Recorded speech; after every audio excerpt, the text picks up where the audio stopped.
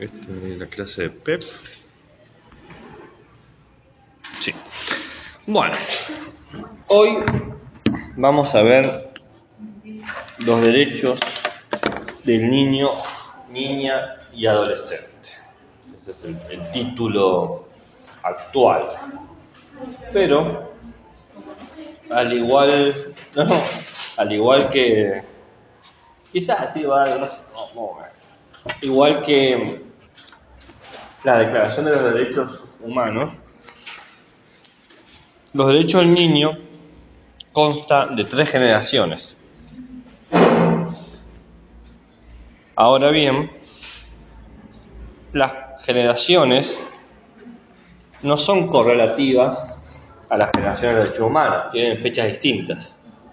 La única coincidencia es que es el mismo número, pero nada más. No es que cuando surgieron los derechos humanos también surgió la primera generación de derechos del niño. Es otra cosa. La generación de los derechos que se trabaja hoy en día es la tercera generación, que es la que se enseña, la que ven a veces el decálogo de los derechos, o que se ven flyers, o que trabajan quizás en las prácticas, o inclusive pueden ver pancartas pegadas o campañas sobre eso. Entonces, esa es la que más se trabaja. Pero a mí me interesa no solamente trabajar esa, que vamos a analizarla con el mayor cuidado posible, sino también ver cómo llegamos a esos derechos. La primera generación aparece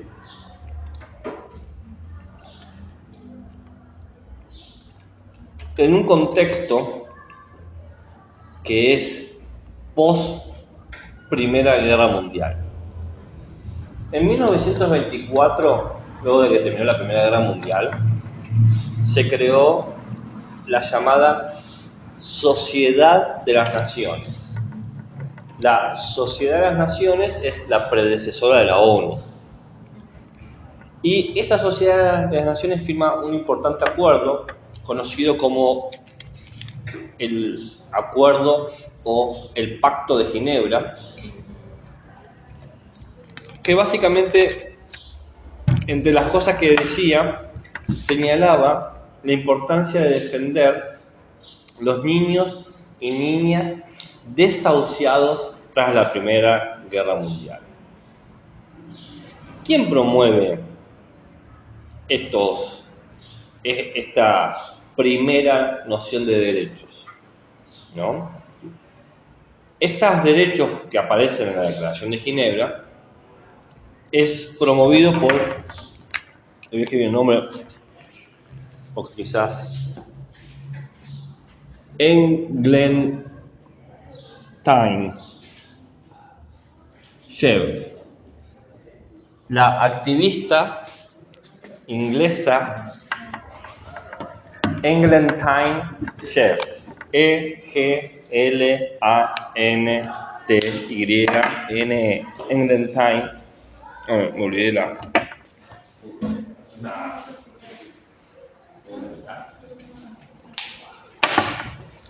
nacida en 1876 y fallecida en 1928. Quizás ustedes no la conozcan, pero sí conozcan la fundación que creó, Save the Children, Salven a los Niños, una fundación muy conocida que a día de hoy sigue existiendo. Ella fue la primera que propuso proteger a los niños sin distinguir raza, política o religión. Y propone un concepto del derecho en los niños bajo la idea de beneficencia. Los niños tienen que ser beneficiados de lo que podemos darle y necesitan una protección indispensable.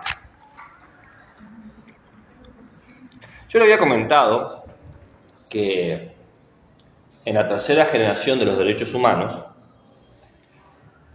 se habla de ciertos derechos de la infancia y de la maternidad.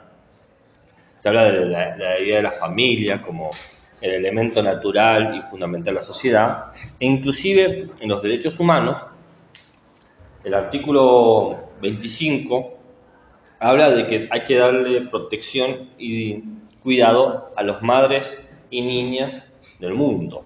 Protección social, asistencias especiales, etc. Es más, la Declaración de los Derechos Humanos, dejé de hablar de la primera generación, que he hecho un pequeño salto, tiene un apartado en el preámbulo que dice: la humanidad le debe a los niños lo mejor de sí misma. Lo mejor que puede hacer la humanidad lo tiene que dar a los niños, ¿no? Entonces hay como una obligación y una responsabilidad de cuidar a las infancias en todos sus aspectos. Pero nunca se dice, la declaración esta, la de derechos humanos, cuáles son los derechos de los niños. Entonces volvemos ahora a 1924, cuando aparece la primera declaración de los derechos del niño dentro de un tratado internacional que es el Pacto de Ginebra.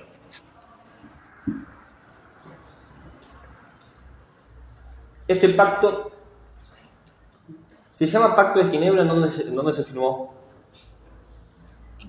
En Ginebra, muy bien. El Pacto de Salvador se firmó en Salvador, el Pacto de Tokio se firmó en Tokio. Siempre los pactos tienen el nombre y el lugar donde fue firmado. ¿Bien? Te aviso fácil. ¿Cómo rastrear pactos internacionales? Bueno, ¿cuántos derechos tenían los niños en esta primera generación de derechos de 1924? 5. Como son 5, se los voy a leer, porque son poquitos. 1. El niño debe ser puesto en condición de desarrollarse normalmente desde el punto de vista material y espiritual. O sea, que pueda crecer. 2.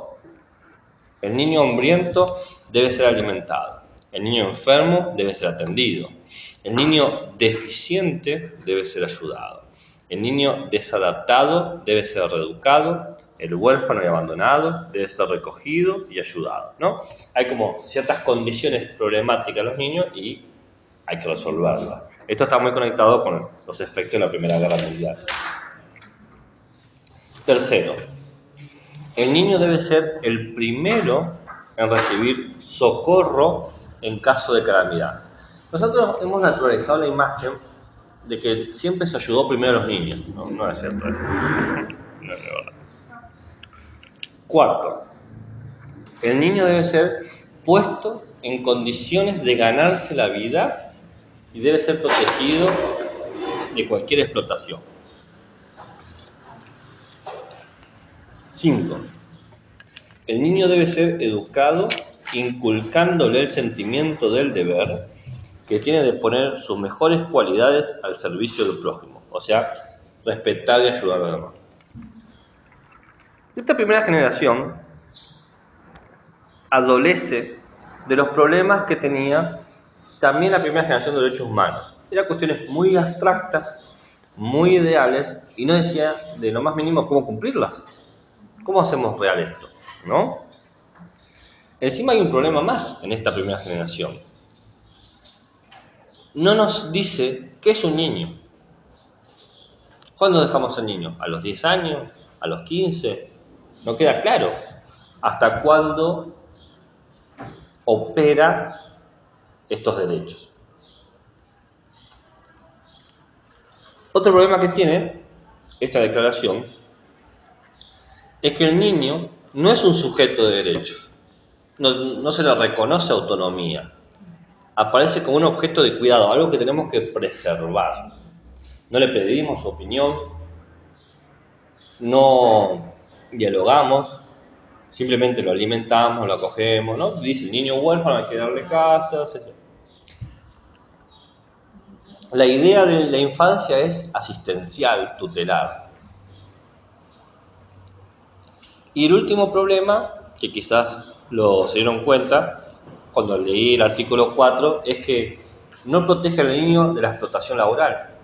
El cuarto derecho dice que le tienen que dar un trabajo a los niños. Esto es un verdadero problema, ¿no? Bueno. Esta declaración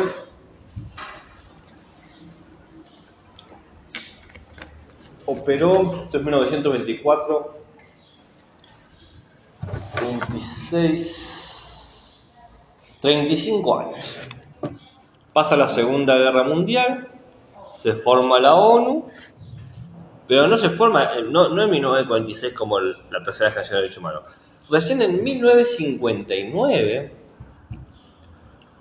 dijeron, bueno, quizás debamos cambiar las cositas. Entonces, la ONU hace como un plan internacional para poder crear una segunda generación. ¿Por qué lo hace? Porque en la década del 60 había muchos países, entre comillas, en vías de desarrollo, por ejemplo en Latinoamérica, o en África, o en Asia, que tenían muchos problemas para proteger a las infancias. Entonces, se llevó la necesidad de revisar estos derechos para poder protegerlos. Y se firmó entonces el Pacto de Polonia, que se llama el Pacto de Polonia porque se firmó ¿en dónde? En Polonia, muy bien. Es muy fácil saber dónde se firman los pactos. En Polonia. Firmaron 78 países. En ese momento más o menos la mitad de los países existentes. Y se lo llamó, ahora sí, con el nombre Declaración de los Derechos del Niño. Ustedes dirán, ¿y de la niña? No, de la niña. Siempre a paso muy despacito avanzan estas cosas. ¿Qué no hace esta segunda generación de los problemas que mencionamos que había que resolver? ¿Qué problemas no resuelve? No resuelve definir qué es un niño. En realidad, lo que hace es no decir a partir de qué momento se es niño. Eso es lo que no hace. ¿Por qué no lo hace? Porque quisieron evitar discutir un problema. ¿Qué problema querían evitar? ¿Se imaginan ustedes?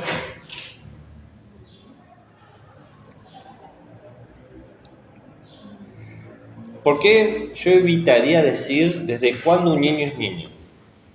Por el tema de que si una mujer está embarazada, puede llegar a abortarlo. Exactamente. Para no discutir el tema del aborto, no se discutió desde cuándo se es niño. Hola, ¿cómo estás? ¿Todo bien? Una energía. Bailando en una pata estoy. Bailando en una pata estoy. Pero bueno. Entonces, lo único que establecieron fueron aclarar que desde cuando es niño, y que cada estado decide, tiene que tener una protección legal adecuada, sea antes del nacimiento y después del nacimiento. Pero sí se da una caracterización de la infancia. Así se define el niño. Bueno, ¿cómo va?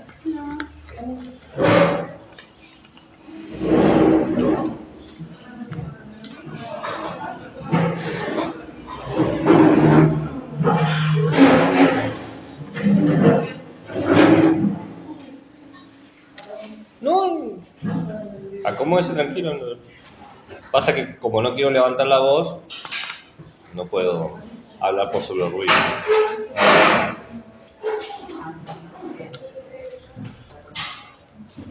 Bien. Es niño aquel ser reconocido universalmente como un ser humano que es capaz de desarrollarse física, mental, social, moral y espiritualmente. Física, mental, social, moral y espiritualmente. Con libertad y dignidad. O sea, al niño se le da 5 atributos: físico, mental, social, moral y espiritual. Y la necesidad de desarrollarse con libertad y dignidad, ¿no? Esa es la idea.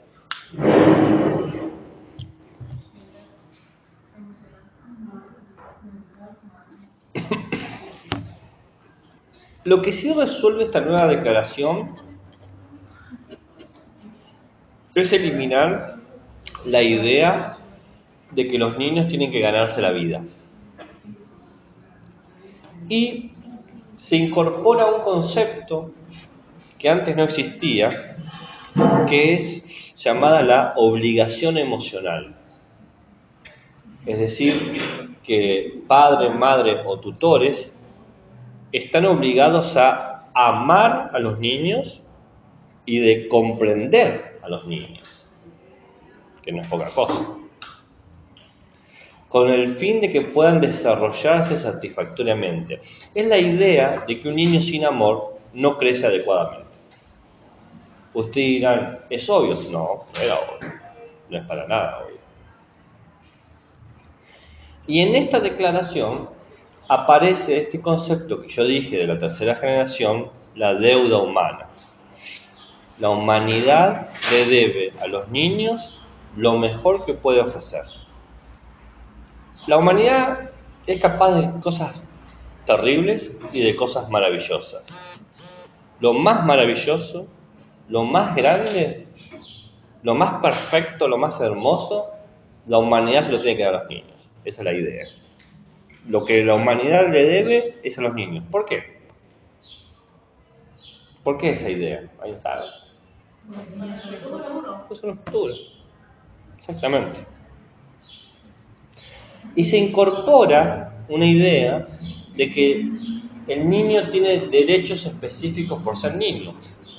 Es decir, se empieza a construir la idea de sujeto de derecho, porque antes era objeto de obligación.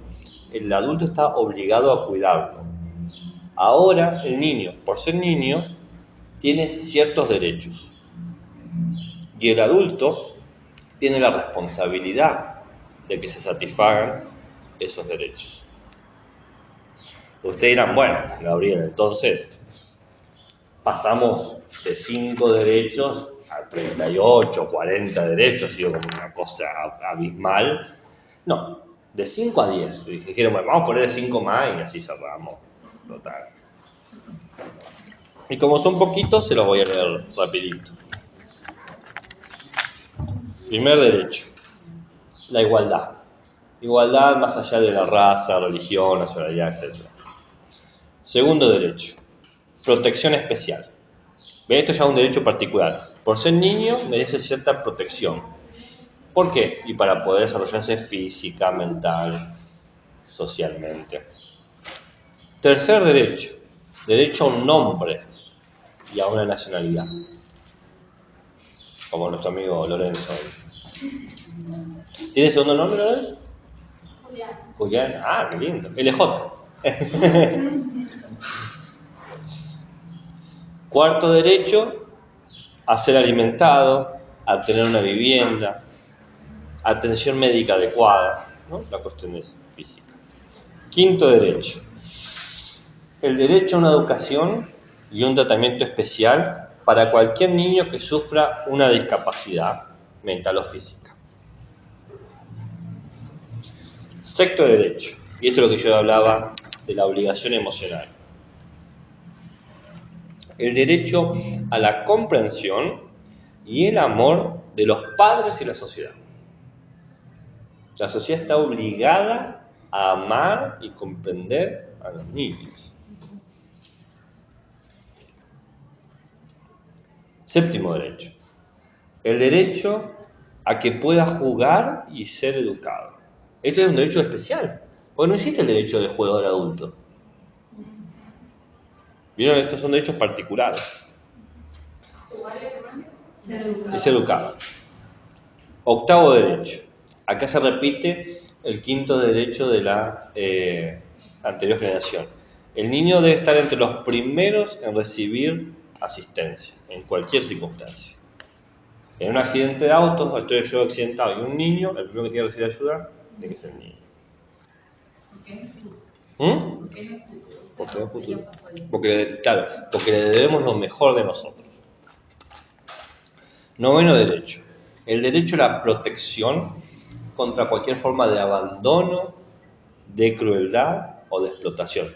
Esto está en contra de la idea del trabajo, de la explotación laboral, que el otro, es más, lo promovía, decía, sí, los niños tienen que trabajar, tienen que ganarse la vida.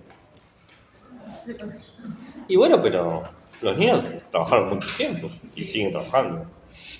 Décimo, el derecho a ser criado con un espíritu de comprensión, de tolerancia, de amistad entre los pueblos y la hermandad universal. Esta es la idea de que mantengan la noción de dar lo mejor de la humanidad. Que ellos sean luego quienes puedan transmitirlo. Muy linda esta generación, la verdad, pero tiene muchos problemas. El primer problema, ya lo mencionamos, de vuelta, no se define cuándo empieza y termina la niñez, no se sabe cuánto dura ser niño. Segundo, si bien en algunos aspectos es sujeto de derecho, uno o dos derechos, sigue apareciendo de manera preponderante ser un objeto de protección. Por ejemplo, en el preámbulo de la segunda generación dice lo siguiente: considerando que el niño, por falta de su madurez física y mental, necesita protección y cuidados especiales. O sea, como no puede entender o es tonto, lo tenemos que cuidar nosotros. Eso no te entiende como algo muy autónomo.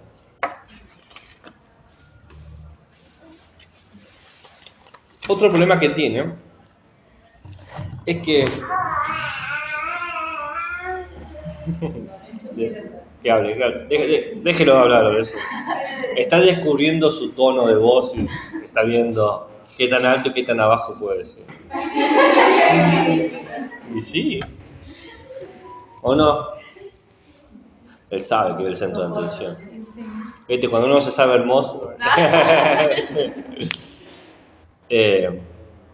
Si prestan atención, se pone la obligación emocional y la obligación de cuidado en el acento de los padres, como que la sociedad tiene que comprender, pero no tiene que ayudar o asistir. Y cuando la sociedad no tiene que ayudar, quiere decir que el Estado no está obligado a darme los medios a mí como padre para satisfacer todos estos derechos. Yo como padre estoy obligado, pero el Estado no está obligado a ayudarme o asistirme. Entonces queda de lado la obligación social estatal y que recae todo el peso en los padres. Lo cual es un problema porque no todos los padres pueden dar todos los recursos y medios que se necesitan para satisfacer estos derechos. Bueno.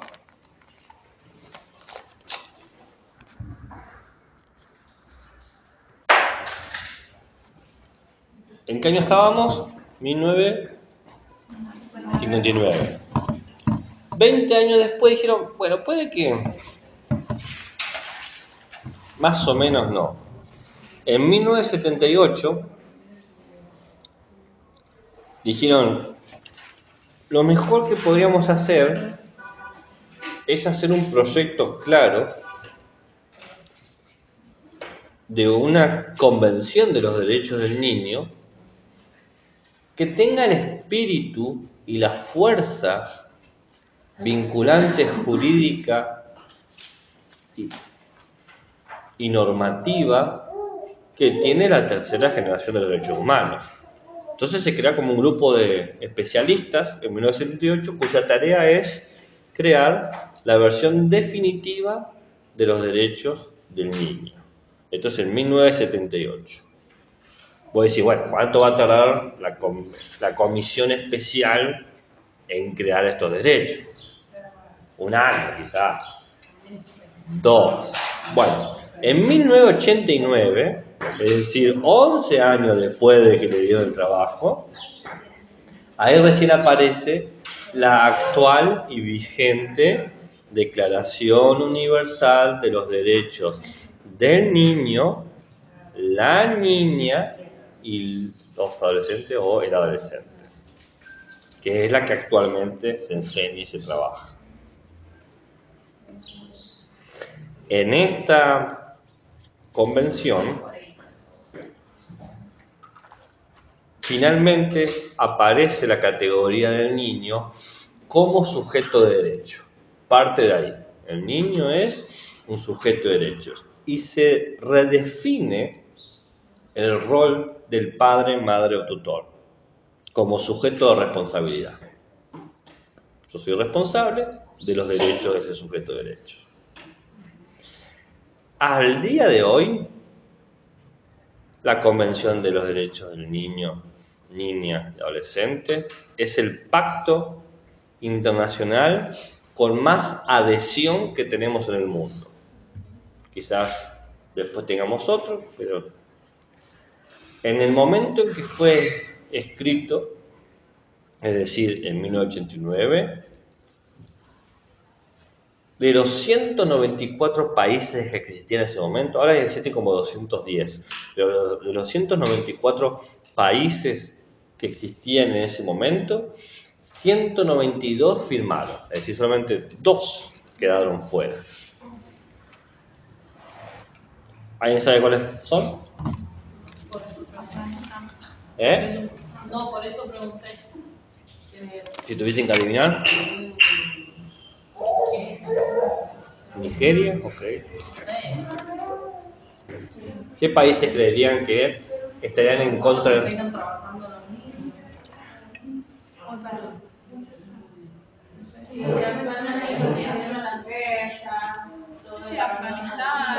¿Y qué?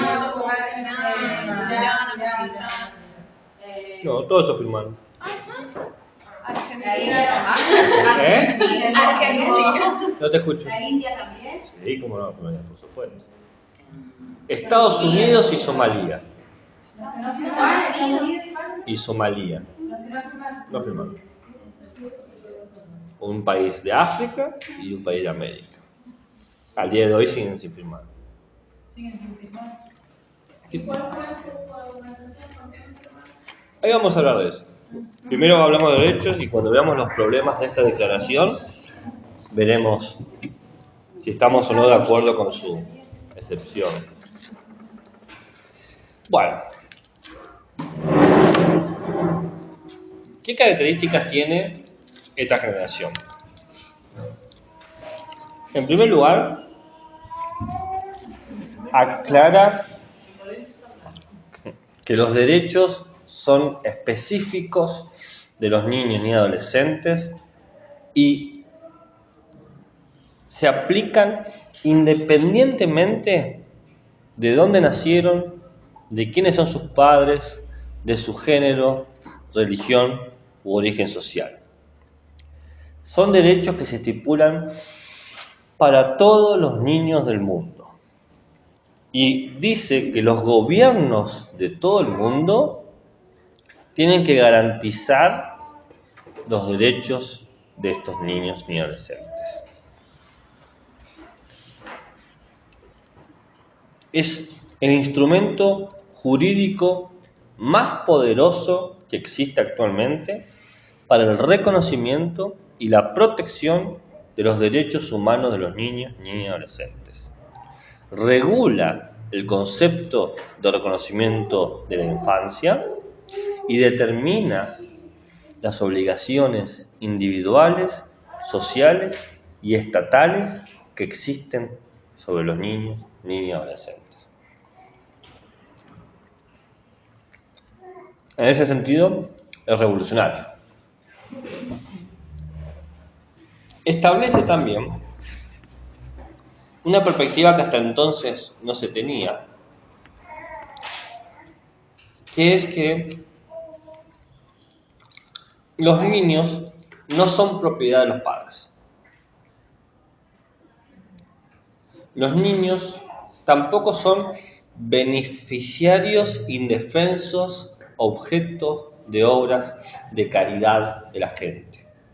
Son seres humanos completos y destinatarios de sus derechos personales.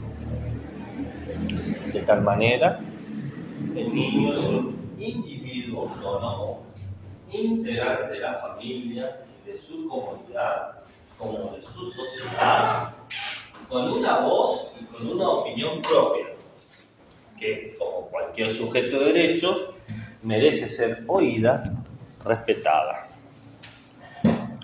Ahora bien, como los niños están en continuo desarrollo, la lógica de sus derechos tiene que desarrollarse acorde a ellos. Se adaptan a sus distintas etapas.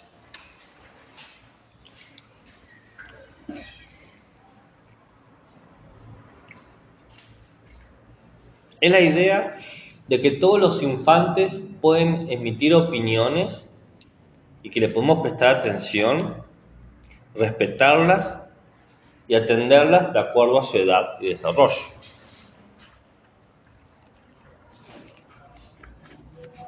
Hay una idea que tiene esta convención que es bastante interesante, que es que para poder ser efectivos estos derechos, nosotros como humanidad tenemos que respetarlas sistemáticamente. Todos y cada uno de nosotros, tengamos o no tengamos niños, tenemos que velar por estos derechos. Es una responsabilidad compartida y universal. Una cuestión muy curiosa, porque antes, en las miradas previas, los derechos del niño eran como mucho obligación de la sociedad, o sea, del Estado, y más específicamente obligación de los padres. Ahora, es obligación no solamente de los padres o tutores, sino inclusive del vecino o del que no tiene nada que ver con ese niño. Todos estamos obligados a respetar y cuidar a ese niño. Y para eso se incorpora toda una gama de derechos antes no contemplados. Derechos civiles en los niños, derechos políticos, derechos económicos, derechos sociales, derechos culturales.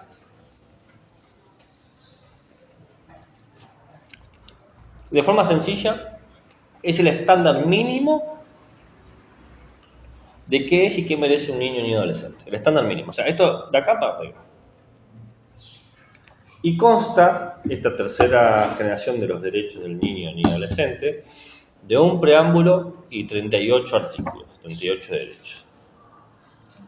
Que lo vamos a ver todos. Todos y todos. El preámbulo. Lo primero que hace el preámbulo es conectar a los derechos del niño y adolescente con los derechos humanos. Dice, esto es una extensión de esto otro.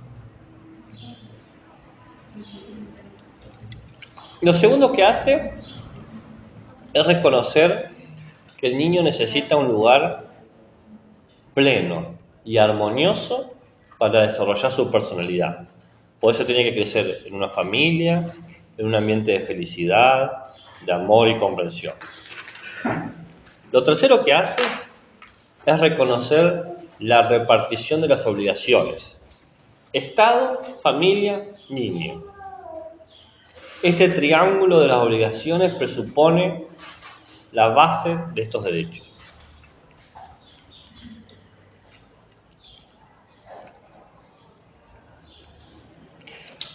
Lo cuarto que hace es reconocer el aborto.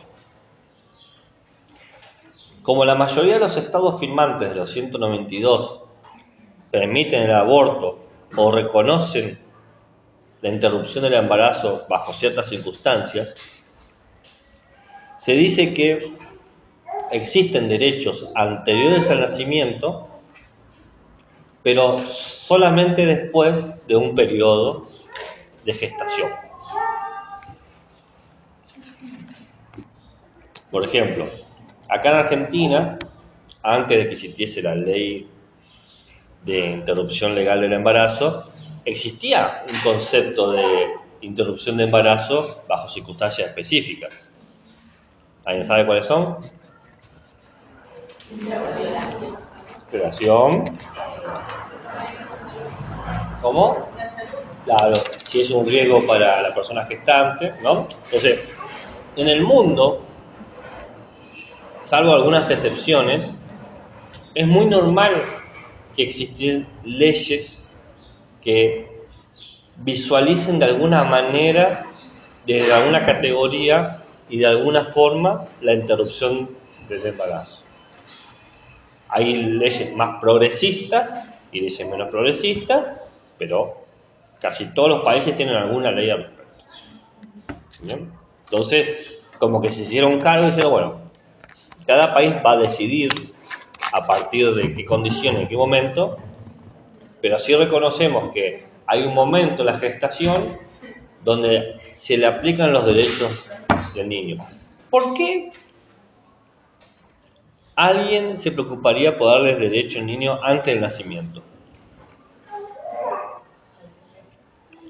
¿Por qué alguien se preocuparía por dar derecho al niño antes del nacimiento?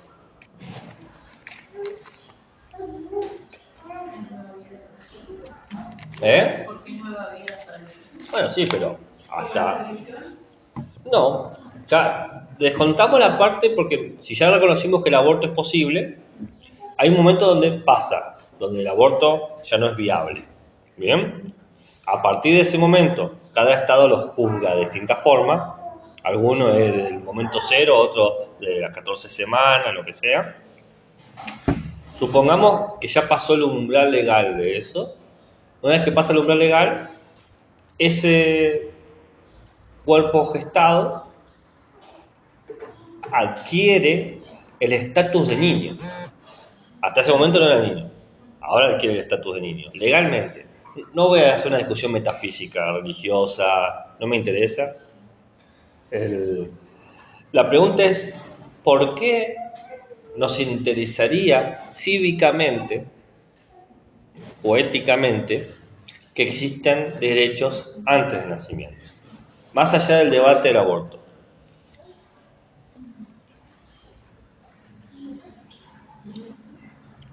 Tiene que ver con lo que hemos estado hablando de esta tercera generación. Porque ya sería tomado como un niño. Claro, porque ya tenemos que darle el cuidado, el desarrollo y la protección que merece. Y hay ciertas instancias de desarrollo antes del nacimiento que son importantes. Por ejemplo, el control, los controles fetales que se hacen, las ecografías para ver si está creciendo bien, si necesita una intervención quirúrgica antes de nacer o lo que sea. Por ejemplo, si la persona gestante tiene presión alta y el cuello de la que alimenta... hoy estoy... Se está enredando. No, pasa que tengo tan pocas horas de sueño encima que las palabras se me están yendo. No, si tiene la presión alta la persona gestante y por lo tanto no le puede llevar la cantidad de sangre que necesita el cuerpo gestado para desarrollarse adecuadamente, es bueno identificarlo para ¿qué? Para hacer un tratamiento. Por ejemplo, que te dé una pastilla, aspirina te da mayormente, ¿no? Entonces, es importante poder reconocer estos derechos para ¿qué? Para poder satisfacer este concepto de niñez que se tiene de cuidado, desarrollo, lo que sea. Indistinto del tema del aborto.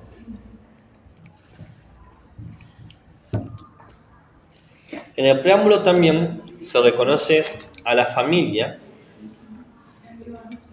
como el fundamento de la sociedad.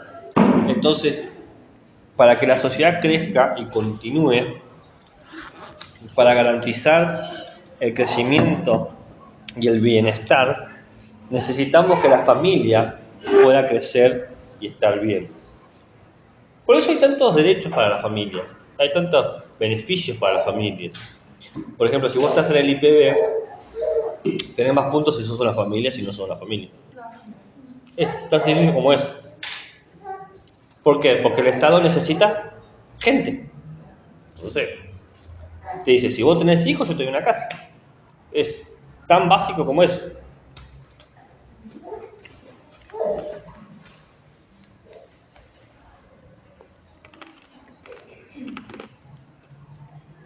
Por último, en el preámbulo, todavía no dije los derechos, todavía estoy con el preámbulo. Bueno, pero tardaron 10 años, más vale que hagan algo bueno. El preámbulo dice dos cosas muy importantes. Declara la obligación del Estado para apoyar a los padres y madres, dándole materiales, educación y programas. El Estado debe poder enseñarte a ser padre o madre. Debe darte cursos, debe darte objetos, debe dar materiales. Y, por otro lado, como el Estado se preocupa tanto por cuidar a la familia, evita a toda costa la separación de las familias, al menos que sea por el interés superior del niño. Por eso es tan difícil quitar un hijo a un padre o una madre, porque la idea principal es siempre mantener unida a la familia. Salvo en circunstancias in extremis, no se lo va a sacar. Se va a mandar asistencia social, se va a mandar... Esto es muy importante que lo tengamos en cuenta, porque después cuando veamos la clase de abuso y violencia infantil, ¿cómo? Bueno, está bien, qué bueno. Es una de las últimas. Vamos a ver el problema con esta idea, ¿no? Que tiene sus cosas muy positivas, no separar a la familia, pero tiene sus problemáticas. Bueno, 38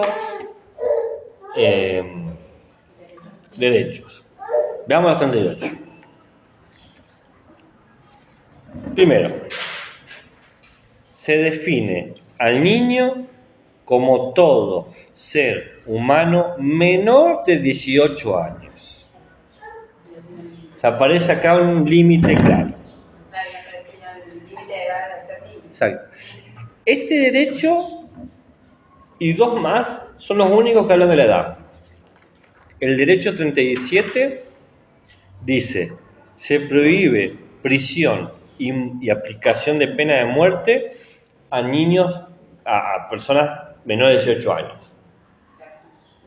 Y el artículo 38, que es mi favorito por lo irónico, se prohíbe que menores de 15 años participen en conflictos armados.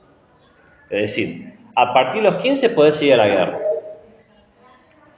Pero no puede ir a prisión. Pero a los 18 no, o sea, no te doy pena de muerte, pero te mando a la guerra y bueno, y veremos si sobrevivís, bien por vos. Bueno.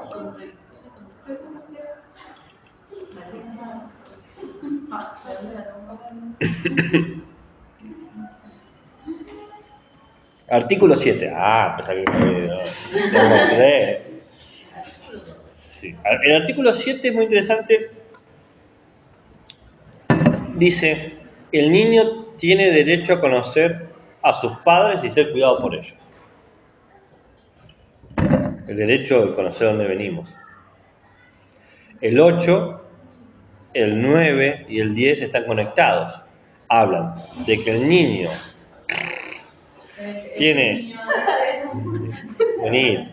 El niño tiene derecho a mantener relaciones con sus familiares para mantener su identidad. Tiene derecho a no ser separado de su familia, y en caso de que esté separado de su familia, quizás porque un familiar está en prisión o exilio, el Estado tiene que dar información de dónde está el padre o madre y reunirlos si es posible. Por ejemplo, si el padre o madre está en prisión, el niño debería poder visitarlo. Y el Estado tiene que gestionar eso. O sea, ni el niño ni el padre tienen que pagar por eso. Golpeó. Bueno, acá en las prisiones argentinas, las cárceles de mujeres, ¿saben cómo funciona eso? Las cárceles de mujeres. Sí. Si no me equivoco, Sí. hasta los 5 años. No, entre los 5 y los 6 pueden tener Al niño y al con niño. ellos. ¿Por qué? Ahí yo no sé. Padre único de la madre, sí, muy bien. ¿Qué más?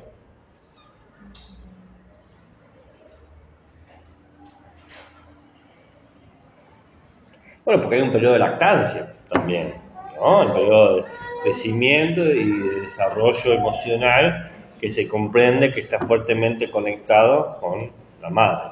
Pero, pueda o no lactar la madre, porque no todas las madres pueden lactar. No. Pero, ¿eh? Además, después de esa edad, el niño ya tiene derecho a la escolaridad. Exacto. No sé, por eso hasta los 5. Muy bien. Muy bien. El derecho 11 es interesante, que dice que el Estado tiene que tomar medidas contra cualquier traslado o retención ilícita de los niños. ¿Por qué es importante ese derecho? Porque si un padre o una madre se quiere llevar a un niño, no puede, salvo que haya un acuerdo entre las ambas partes o las partes que son tutoras. Bien. Acá es muy importante esto, el sujeto de responsabilidad, o el que le digo yo el tutor, porque mayormente hablamos de padre y madre como si fuesen las únicas dos personas que pueden ser responsables del niño, pero no todas las familias son padre y madre, a veces son madre y abuelo, qué sé yo, o madre y madre. Entonces, por eso les aconsejo que piensen en como la categoría madre-padre o tutor legal, ¿no? La imagen correcta es tutor legal. Que a veces sea madre y padre puede ser, pero no es la norma. Y puede ser el concepto de familia, de núcleo familiar, es muy diverso, ¿no?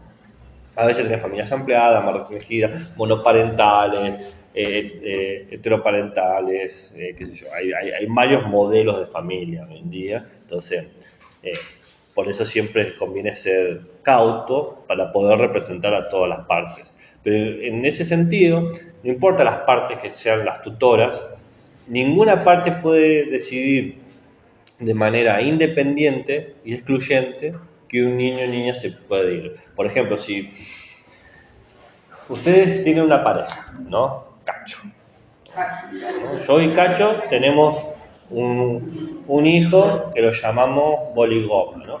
Y yo quiero llevar a Boligoma a Brasil, unas vacaciones, todo bien. Cacho se debe quedar trabajando, es camionero, qué sé yo. Y yo voy al aeropuerto de Buenos Aires con el pasaporte de Boligoma y mío, y no me van a dejar ir, a menos que tenga ¿qué? Claro, un permiso expreso del padre que reconoce que yo voy a ir, que voy como Boligoma, porque si no se va a entender como un secuestro, a pesar de yo ser el padre legal de Boligoma. ¿Se entiende? Sí. Porque solamente pueden decidir sobre el infante los tutores legales, sean la cantidad que sea. Si es uno solo, bueno, será uno solo. Bien. Los derechos 12 al 15 habla de la participación. El infante tiene derecho a ser escuchado, de que su opinión sea tomada en cuenta, siempre en función de su edad, ¿no? Si el infante te dice, quiero que los perros huelen, bueno, esa opinión no la puedes tomar muy en serio. Pero si se queja de algo, bueno, sí, merece ser tomado en serio. Si dice algo que le molesta, o si está llorando por algo que parece que le está doliendo, no puedes decir, está mariconeando, ¿no? No podés hacer ese tipo de denigración de la actitud del infante, sino tomar en serio. Que para muchos abuelas y abuelas es difícil de reconocer ese derecho. ¿Qué le decimos a esa gente? ¡Fuck you! Yo sé cómo criaste a tus hijos, yo soy prueba de eso y sé que no funciona ese sistema. Las marcas emocionales que yo tengo, prefiero... Claro, vamos... Tu sistema demostró que no funcionaba, así que Tratemos de no replicar los errores del pasado. Si se ríen, algo debe haber. Parece que me conoce toda la vida, profe. Artículos del 16 al 17 es el derecho a la intimidad con la familia. ¿Qué quiere decir? Tiempo de calidad, ¿no? Jugar, estar, qué sé yo, un domingo en la plaza con la familia, ese, tiempo de calidad. Hacer tareas, lo que sea, estar con. Tan difícil de garantizar en el mundo moderno, ¿no? Porque uno está siempre ocupado. El derecho 18 es, este sí, orientado a los padres. La responsabilidad primordial de la crianza y el desarrollo de los niños radica en los padres o los tutores. ¿Por qué? Bueno, porque ellos tienen la preocupación fundamental sobre ellos, ¿no? El artículo 19, este es mi favorito. El otro me gustaba irónicamente, pero este es mi favorito en serio. Se los leo. Escucha para Lorenzo. Escucha. Los estados tienen la obligación de proveer guarderías para los padres y las madres que trabajan y estudian. Es decir, que si vos trabajás o estudiás, debería existir una guardería pública en donde dejar al cuidado a tu niño y niña. Acá tendría que haber. ¿Dónde están esas guarderías? ¿Sabe, profe, que en la Facultad de Ingeniería Civil? Miren, no sabía. ¿Cómo se llama? Ni Facultad de idea. Ingeniería. Ni idea, pero sé que si había. Puede Cuando ser. yo estudié, había ingenieros. ¿Qué estudiabas ahí? Estuve estudiando ingeniería civil. ¿Ingeniería civil? Mire, tenía un espíritu así de civilizar a la gente. No, porque acá estoy. Pensé que lo tenía. Creí que iba, pero no. Claro, perfecto. ¿Y ahora encontró su vocación o no? Sí. Claro, muy bien. Ahora estoy feliz, no llorando. Ah, eso es un cambio radical. Eso. Trabaja de lo que amas y no trabajarás ningún día de tu vida.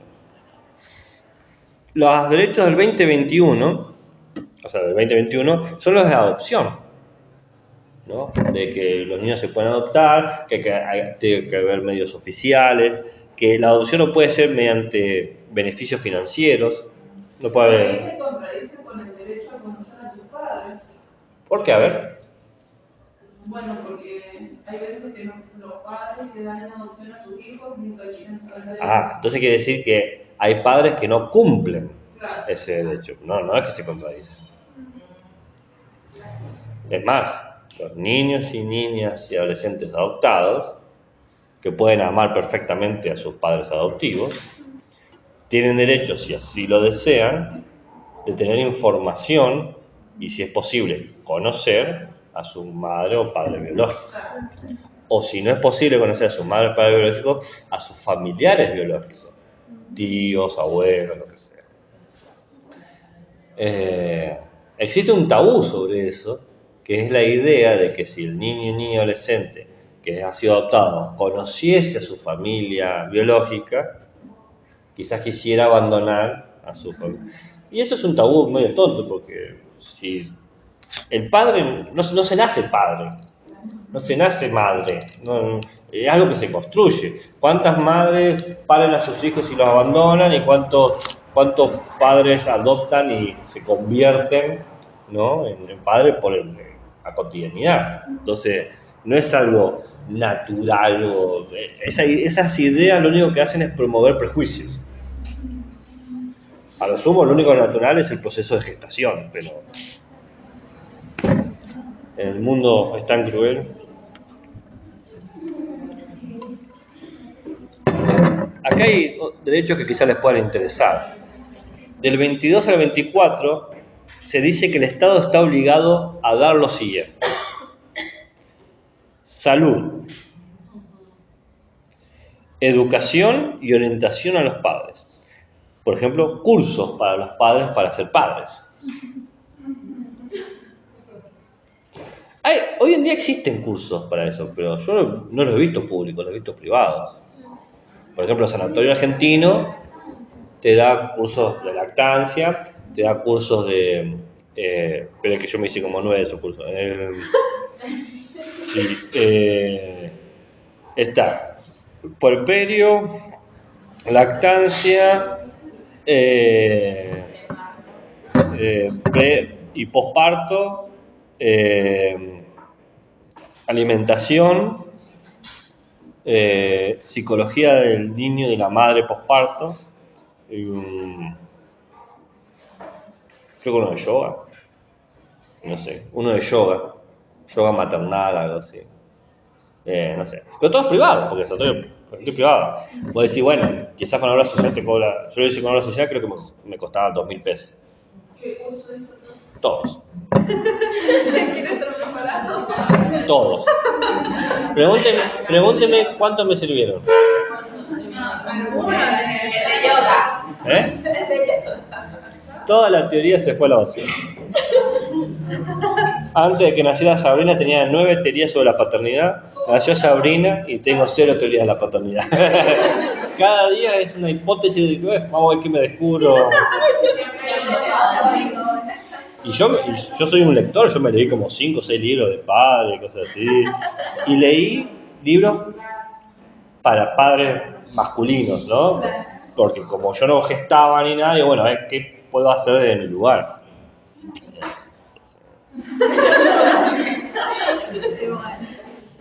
Algunas cosas me he preparado, pero no tanto.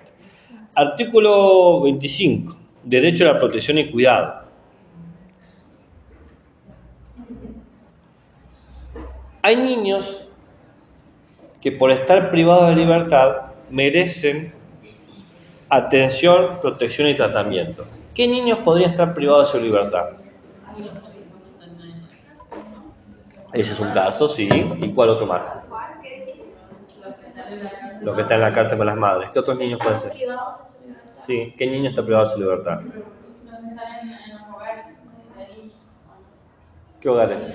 Los hogares de niños, donde los niños no tienen padres por cierto tiempo o por mala conducta. Sí, pero no están privados de su libertad.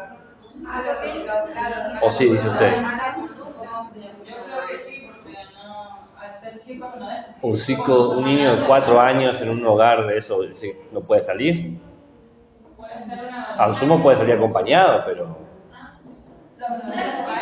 ¿Sí? Le estoy preguntando. Yo creo que no. ¿Pero cree o sabe? De que no salen los niños de los hogares. Sí. Y he tenido una conocida que trabajaba ahí en la parte de limpieza y como que no había mucho respeto para los niños. Ah, que sea una mala institución no quiere decir que no tengan ese derecho. De vuelta, es como la cuestión de... Por eso digo yo que no estarían respetando eso. Que Ah, bueno, sí, obvio, puede ser que no respeten. pero seguramente, o sea, sin pensar que está. Claro. Y yo estaba pensando en niños hospitalizados, con tratamientos prolongados, qué sé yo, que tienen que estar meses. Bueno, en esas circunstancias también merecen ser atendidos y garantizar su desarrollo no solamente físico, sino mental. Y los que tienen malas conductas, cuando están en la salud de los niños.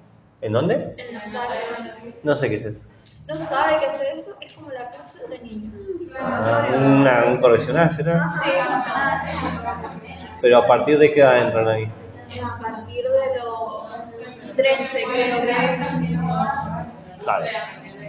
Creo que es de los 13. Mirá. Ahí ya los mandan al penal. Pero antes los cuidados de la policía y el servicio penitenciario porque están como, ¿Desbordado? o sea, son como muy violentos. No, estoy en contra de esa percepción. Quizás, si vos obligás a alguien a estar encerrado y le quitas la comprensión, la estimulación, y lo único que le decís, el mundo es una porquería y vos sos parte de esa porquería, y bueno, claro, obviamente te vas a sentir porquería. No, es como decir que una niña de 13 años está sexualmente activa, porque se viste y coquetea de forma como uno ve en Hollywood. No, es producto de lo que la sociedad ha hecho. No podemos responsabilizarnos de eso. Porque llegan ahí porque los Entonces va por otro lado. Del 26 al 27, bueno, el Estado tiene que garantizar un nivel de vida adecuado, físico, mental, espiritual y moral y social de los niños. Bueno, quizás a eso es lo que estábamos hablando. Del 30 al 33, los gobiernos tienen que tomar todas las medidas posibles para evitar que los niños participen de hostilidades, por ejemplo la guerra. Y este es muy interesante, lo vamos a poner en un pinche en nuestra pared de corcho. Los artículos 34 y 36 hablan sobre el Estado tiene que proteger a los niños y adolescentes contra toda forma de abuso o violencia sexual. Sobre esto vamos a hablar en dos clases, una la de ESI y otra sobre abuso infantil. Así que de eso no voy a decir nada, ya vamos a hablar sobre eso en particular. Bueno, esta es la declaración del niño que existe hoy en día, pero tiene sus problemas. ¿Qué problemas tiene? Problemas tanto que se está pensando en la necesidad de una cuarta generación, pero no hay ninguna propuesta todavía. Vieron que cuando hablé de los derechos del niño, dije que había como propuestas. Sí, sí. Por ahora no hay ninguna propuesta en esto. Primer problema. La visión del niño es profundamente occidental, inspirada en la imagen del niño adolescente europeo, lo cual deja de lado otras tradiciones y culturas de cómo se entiende la infancia, por ejemplo los pueblos originarios. También desconoce cómo en otros lados se tratan a los niños. En respuesta a esta declaración, el continente africano hizo su propia declaración de niño y adolescente. Se llama la Carta Africana del Derecho y el Bienestar del Niño, es de 1999. ¿Por qué hace esto? Porque en la mayoría de los países africanos, los niños no tienen tutores legales. Acá tenemos la idea de padre y madre como tutor, pero en África no. ¿Qué es lo que tienen? Es el pueblo el tutor legal. El tutor es un grupo, no papá o mamá. ¿Se entiende? El niño no tiene esta casa. Toda la villa es su casa. Puede dormir en esta casa, o en la casa de al lado, o en la casa de al lado. ¿Se entiende? En África se entiende la niñez como algo cooperativo. Por lo tanto, estos derechos no se aplican. No representa la experiencia de la niñez. Toda la sociedad es responsable del cuidado del niño, niña y adolescente, según la Carta Africana de los Derechos del Estado. Nosotros tenemos una imagen del niño europeo, pero en los pueblos originarios, el niño y niña no tiene la idea del tutor legal tampoco. Es muy parecida a la de la Carta Africana. El niño es parte de la comunidad, no parte de la familia Pérez o la familia González. ¿Se entiende? Entonces, ese es un problema, porque la Carta, los derechos del niño pretenden ser universales y no lo son. Segundo problema, es idealista. Para cumplir estos derechos, debería cada sociedad tener resuelta las diferencias económicas, sociales y políticas. Decimos, el Estado tiene que dar los medios materiales necesarios para que madre, padre o tutor legal puedan garantizar el desarrollo pleno y completo de la libertad y dignidad del niño y adolescente. ¿Y los estados que son pobres? ¿Cómo hacen? ¿Cómo hago yo? No se vaya muy lejos. ¿Cómo hace Argentina? Volvemos al tema de las guarderías. Argentina no pone guarderías públicas porque nos odia o porque es incapaz. No sé. Pero si... ¿Qué? No pone cursos para paternidad. Claro. Claro.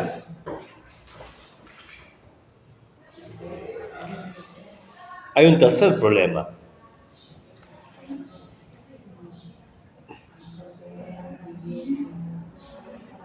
Si bien, como dije al principio, estos derechos humanos, estos derechos del niño, es el contrato y la obligación moral más fuerte que existe hoy en día, social y culturalmente, todavía se piensan que son como guías morales, que se pueden seguir o no seguir.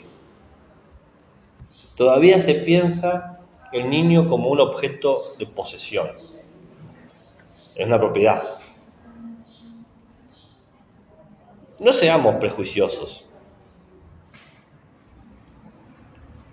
porque es muy difícil no pensar a tu hijo como una propiedad que vos decidís qué le va a pasar.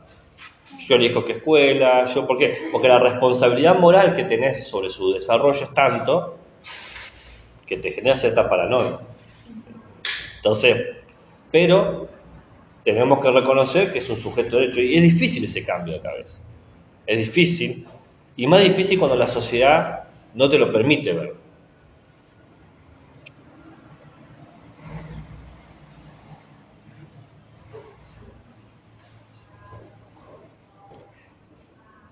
Y el último problema, no, hay dos problemas más. El anteúltimo problema, este es el cuarto, me he olvidado del otro, es que los mecanismos que tenemos para proteger a los niños son ineficaces. Los niños abusados, golpeados, problemáticos. ¿Por qué? Y bueno, porque el sistema legal es muy lento, está sobresaturado.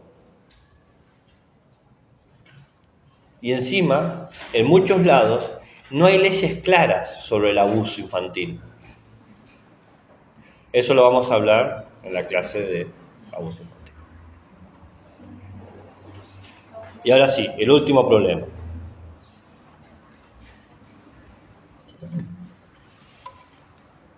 Estos derechos son hermosos en un Estado que está presente. Pero ¿qué pasa cuando el Estado, a pesar de querer estar presente, no puede estar presente? Por ejemplo, en una situación de guerra. ¿Cómo hace el Estado para garantizar todo esto? Pensemos en la guerra en Ucrania o lo que sufre Palestina. ¿Cómo logra garantizar estos derechos? No se aplican.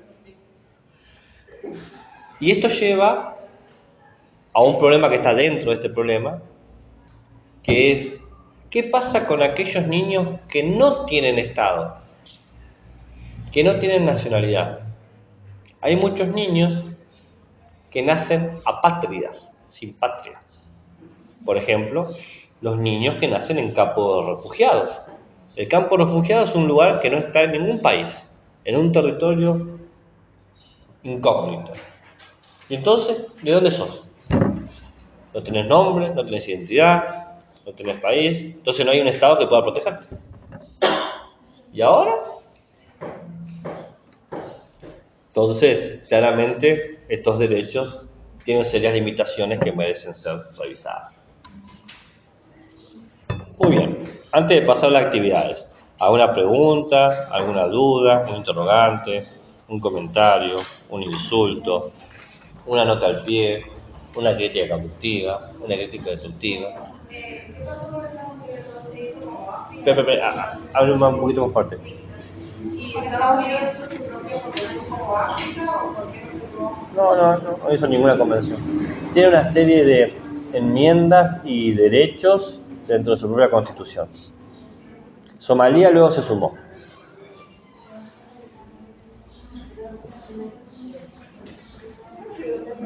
Sí, Englentine Shebb, la primera persona que pensó en derechos para el niño, una activista inglesa, la fundadora de Save the Children, Salve a los niños. Englentine, el nombre más inglés que se te puede ocurrir. Englantne,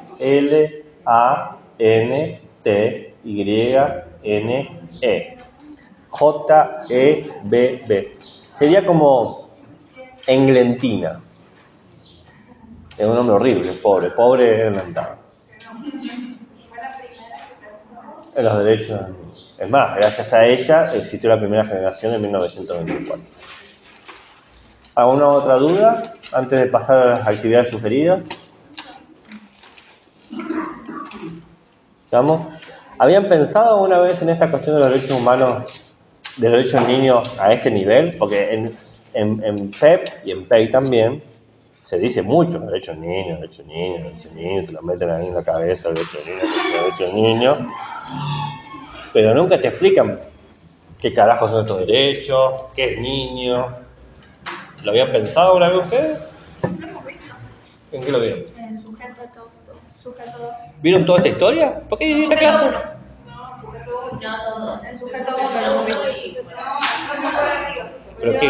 Claro, ¿Qué es lo que vieron? las etapas de los derechos. Ah, la generación de los derechos. Sí, ajá, las generaciones lo vimos, pero no como usted lo explica. ¿Y cómo lo vieron? Era más como una historia, decir que antes, bueno, los niños no eran sujetos de derecho, eran humanos pequeños, después pasamos a la primera, así, Ah. ¿Cómo lo veía la familia? Ujú. Ah, mira. Ah, está bien, está bien.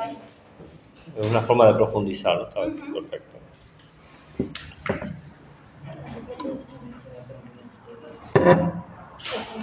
Bien.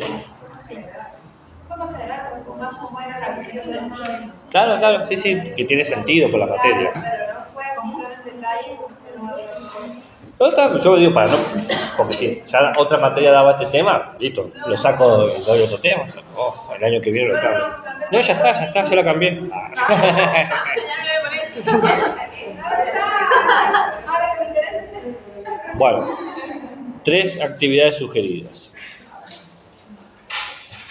La primera actividad, eso para hacer ahora ya. no, les sugiero cómo enseñar esto, Ah, bien. la parte práctica de la clase. Para el primer ciclo hice una actividad, vivir feliz.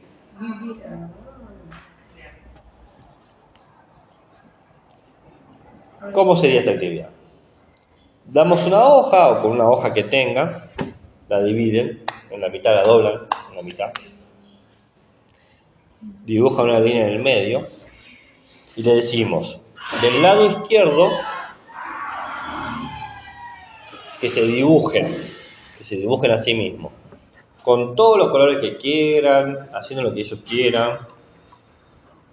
Y bueno, muestran el dibujo, lo vemos, lo comentamos, bla, bla, bla. Y después te decimos que del lado derecho escriban o dibujen o piensen, eso cada uno verá en el primer ciclo las habilidades que tengan sus estudiantes, lo que necesitan para vivir feliz. ¿No? ¿Qué cosas requieren? Ahora bien, una vez que termina cada uno de hacer su lista escrita o dibujada de las cosas que necesitan para ser feliz, pasarán uno a uno al pizarrón a mostrar su dibujo y explicar. Luego de que pasa todo eso, empezamos con hacer como una sociabilización y preguntas entre todos de, bueno, ¿cómo se sienten cuando se satisfacen estas necesidades que necesitan? ¿No? Cuando satisfacen esto que ustedes requieren para ser feliz. Si todos necesitamos lo mismo para ser feliz, pues hay cosas que son diferentes.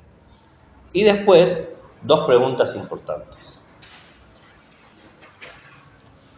¿Qué nos podría pasar si alguna de estas necesidades no son satisfechas? Esa sería una pregunta. Y la otra, ¿quiénes nos tienen que ayudar para satisfacer estas necesidades? Entonces acá hay una identificación del niño como merecedor de ciertas cosas, en tal sentido sujeto de derechos, y implícitamente fomentamos la idea de que hay un sujeto responsable. Madre, padre, profesor, tutor, la sociedad, ¿no? Y nosotros vamos haciendo una espiral quizás desde el núcleo familiar a la comunidad, a la escuela, a la sociedad. ¿Bien? ¿Cómo? También va a ver a qué valores le damos prioridad al niño. Claro, ahí podemos ya identificar. La otra actividad lo llamé como para final primer ciclo, inicio del segundo ciclo, todos tienen derecho. Es un dibujito. Este dibujito, la plantilla la pueden encontrar. ¿En dónde pueden encontrar la plantilla? No, en Pinterest. No. Todo lo que yo digo que uso, ¿dónde puede estar? En el recursero. Ahí tienen una plantilla, no sé si se ve allá al fondo. Es en un cuadradito un niño o una niña en silla de ruedas y de otro lado un cuadradito sin nada y le decimos que copien el siguiente dibujo, ¿no? En el recursero, en el link de... Claro, recursos. En el link de WhatsApp hay un recursero donde está todas las veces que yo digo lea el recuento, todas las actividades que yo sugiero, todas las cosas están ahí y más. Todas las cosas que yo he encontrado en los años, digo, eso puede servir, lo pongo ahí. Es el... Bueno, dibujan, momento de dibujo. ¿Por qué lo ponemos en un cuadrillé? Que sea más fácil la copia. Claro, la copia, exacto, muy bien. Y luego charlamos, ¿a quién representa este dibujo? ¿No? ¿Conocemos a alguien así? Y viene la pregunta importante. ¿Merece que lo tratemos igual? ¿No? Y ahí hablamos sobre la igualdad de los derechos. Todo niño, no importa su condición. Ponemos uno en silla de ruedas porque es como evidente la diferencia dentro del capacitismo con el que se regula las sociedades hoy en día. Tener silla de ruedas como genera un contraste muy rápido. Y damos quizás una reflexión. Yo puse esta, pero puede ser cualquiera. Los niños y las niñas con discapacidad, al igual que todos los niños, tienen derecho a participar en la vida diaria de sus familias, escuelas, comunidades, etc. O sea, tienen los mismos derechos que nosotros. Esa es la idea. Bien. ¿Nos va a dar un rapidito, profe? Ya termino y terminamos un cacho antes. Igual, siempre se pueden parar ahí. Eso es... ¿Ya te vas a hacer eso? Sí. Y cerré y borré todo, así que todo... Y como última actividad, es mi favorita de estas, sí, para el segundo ciclo, la llamé preservar la identidad. Esto ya es trabajar con los derechos directamente. Le hacemos leer el artículo 8 de los derechos de los niños, que dice, el niño tiene el derecho a preservar su identidad, incluida la nacionalidad, en nombre de la nación y familia. O sea, leerlo, quizás lo pegamos, lo copiamos, lo transcribimos, eso. Y podemos hacer una serie de preguntas a responder. Por un lado, ¿qué entienden por preservar tu nacionalidad? Que son como conceptos complicados, preservar y nacionalidad. Se puede buscar en el diccionario qué es preservar, se puede buscar qué es nacionalidad, ¿no? Más trabajo de texto analítico y que nos den un ejemplo. Nosotros quizás podemos dar un ejemplo para ayudarlos. Tomar mate, ¿no? Esa parte de nuestra nacionalidad. Y después podemos preguntar si conocen a alguien de otra nacionalidad. Chilenos, uruguayos hay muchos, de Bolivia. También están creciendo de a poco los supermercados que son chinos, coreanos, japoneses. También viene mucha gente de Senegal, de Costa de Marfil, de Nigeria. Entonces, cada vez es más factible conocer gente de otros lados. Después le podemos preguntar qué significa preservar tu nombre. Y podemos preguntar tu nombre. Y podemos preguntarle dónde está nuestro nombre escrito. ¿Dónde queda el registro de nombres? Porque yo sé cómo me llamo, pero ¿qué garantiza a mí que nadie me llame de forma distinta? Y por último, la tercera cosa es nacionalidad, nombre. ¿Qué significa preservar tus relaciones familiares? Siempre podemos pedir ejemplos, siempre podemos dar un ejemplo nosotros. Y podemos hacer una pregunta interesante que inclusive puede contribuir a futuro como herramienta de protección del infante. Que es, ¿puede alguien obligarte a alejarte de tu familia por cualquier motivo? Ya cuando veamos el tema de abuso, vamos a ver algunas herramientas que podemos dar de protección. Cuando hagamos clase de ESI y de abuso, ¿qué cosas pueden enseñarles de prevención y protección ante situaciones de riesgo? Pero para ir última construyendo, el tomar conciencia de que nadie te puede obligar a alejarte de tu familia por cualquier motivo. Muy bien, ¿alguna duda, alguna pregunta, un interrogante, un comentario, un insulto? Hay buena asistencia. No, esto no. Dije todo lo importante. Todo lo de clase de más ha sido relleno.